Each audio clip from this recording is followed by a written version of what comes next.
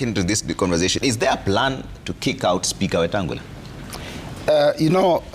Trevor, before I answer that one, please allow me to just, my colleague here has been very unfair to your viewers, because not only have they refused to respect court orders, when court orders or court decisions are made, whether you agree with them or not, you just have to respect them, and the only thing you need to do is implement.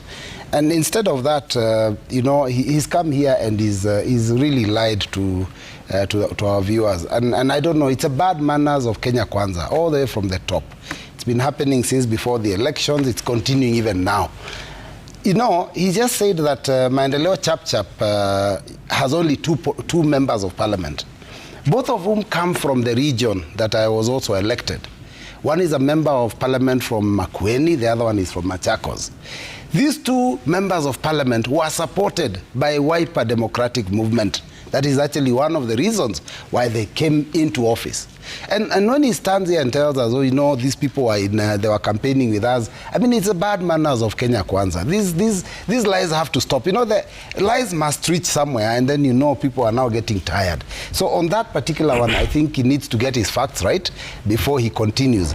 I also want to inform him that, on the basis of the decision that was made, not only did we walk out of the House, we have also withdrawn our membership in the House Business Committee.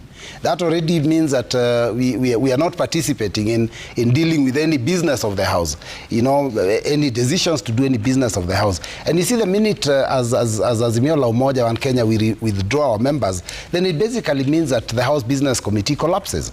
Now, if it collapses, because it cannot be operating with only one side, the Kenya Kwanza side. If Azimio is not involved, then we cannot have a House business that is properly constituted. So that means basically, in effect, Trevor, Parliament business is now already ceased, and that means then the Speaker has no business. So even before we discuss the issue of whether we'll throw him out or not, because that's a bigger debate, and there'll be other things to look at. For now, we basically have said the House should just stop cease operations. That means then the Speaker has no role to play, because there is no business of the House until further notice, until we sit down and sort out this matter. So this matter is not light. It's something that we are not taking lightly. We are taking it seriously.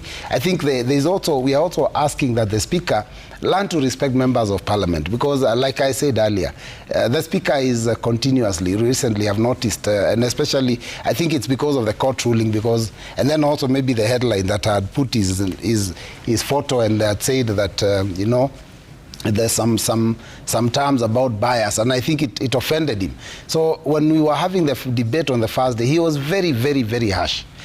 He was completely, in my opinion, fairly disrespectful, because you as a Speaker, you're not supposed to interfere with members' contribution.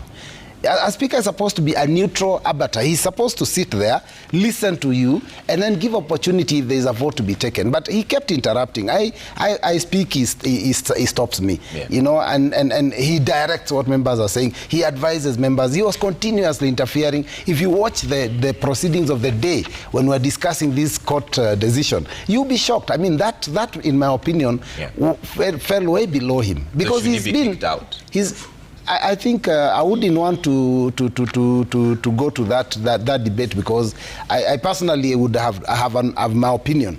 I would not even vote him out myself. So on that I have an opinion. But as a coalition, we'll still sit and discuss this matter. We will caution that he treats members differently, and he also be fair. Look at the decision that he made earlier in October 2022. He says that Jubilee Party is not in Azimio la Umoja, and decides to make them an independent party in the House, and says they are a parliamentary party, so they are not in Azimio.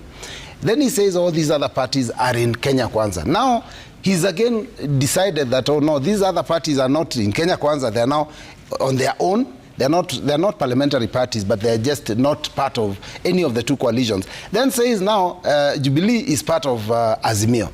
I mean, he cannot be the one making decisions on where parties fall. These are the kind of things that we are faulting him for. And I think he's probably under pressure because, I mean, he's part of Kenya Kwanza.